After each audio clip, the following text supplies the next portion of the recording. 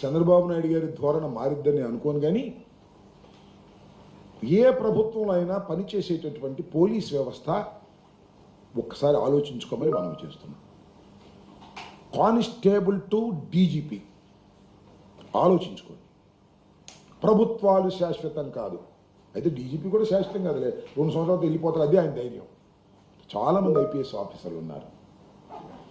రాబోయే ప్రభుత్వంలో కూడా పని చేయాలి.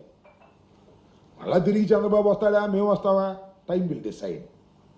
కొద్దిగా రూల్స్ ప్రకారం వెళ్ళండి అయ్యా.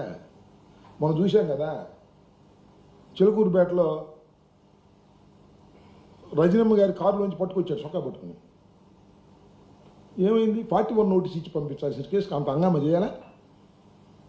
అంత హంగామా చేసి లాక్కొచ్చి తీసుకొచ్చి ఏం చేసావు? కోర్టులో పెట్టా, కోర్టు వదిలేసింది, అంతే కదా. ఇవాళ సుప్రీంకోర్టు, హైకోర్టు చాలా సందర్భాల్లో చాలా ఘాటుగా విమర్శ చేస్తున్నా మీకు తోలు మందం అయితే మేము చేయగలిగింది లేదు. చంద్రబాబు మందం అంటే ఆయన రాజకీయ ప్రయోజనం ఉంది, మీకెందుకండి? ఐపీఎస్ ఆఫీసర్లకి సరే డీజీపీ గారు వెళ్ళిపోతారు అనుకో, 1-2 సంవత్సరాల తర్వాత, సరే వెళ్ళిపోయినా చట్ట ప్రకారం ఆయన వ్యవహరించకపోతే పిలిపిస్తాం, అది వేరే విషయం. కానీ ఐపీఎస్ ఆఫీసర్స్, అన్ని ప్రభుత్వాల్లో పనిచేయవలసినటువంటి ఐపీఎస్ ఆఫీసర్స్ చట్ట ప్రకారం వ్యవహరించేటటువంటి పద్ధతుల్లో ఉండాలని నేను మనస్ఫూర్తిగా కోరుకుంటున్నా. కొంతమంది ఐపీఎస్ ఆఫీసర్లు పాపం లూప్ లైన్లో ఉన్నారు, చాలామంది వెళ్ళిపోయారు సెంట్రల్ దానికి కూడా. మాకు పల్నాడులో ఎలక్షన్ టైంలో చేసిన ఆ మహిళ ఉంది, చాలా సిన్సియర్ ఆఫీసర్గా పనిచేశారు.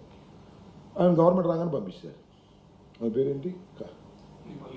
మల్లికా కార్గ్. ఆమె ఎక్కడో లూప్ లైన్ పంపించేశారు.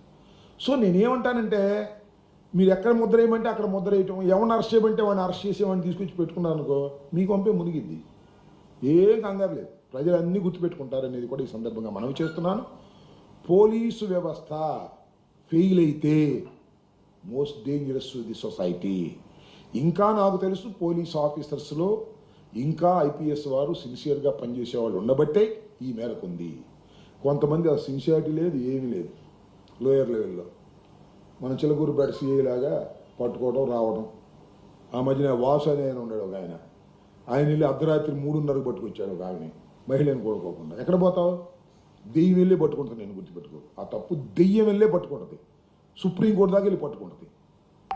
మహిళని తీసుకొచ్చి కొట్టారు చిలకూరుపేటలో ఒకసారి. ఎక్కడికి పోవన్నీ రికార్డ్ అయి ఉంటాయి, వెంటాడుతానే ఉంటాయి మీ సర్వీస్ మొత్తం అనేది కూడా గుర్తుపెట్టుకోండి. కొద్దిగా జాగ్రత్తగా చేయండి.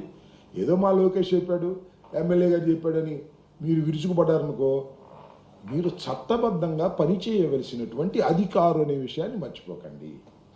మీరు లైసెన్స్డ్ గూండాస్ కాదు, చట్ట ప్రకారం పనిచేయవలసినటువంటి పోలీసు అధికారులు.